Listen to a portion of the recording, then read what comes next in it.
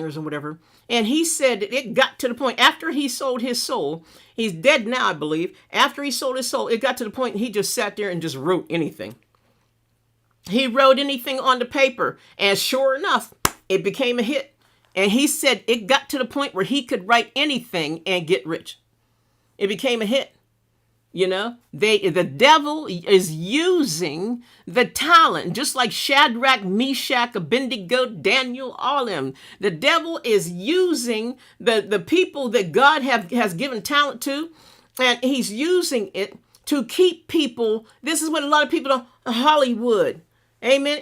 There's a reason why it's called Hollywood, because holly is the tree the witches use to make wands and stuff out of. And what's happening is the devil is using Hollywood to distract. Didn't I use that word earlier? To distract God's people. And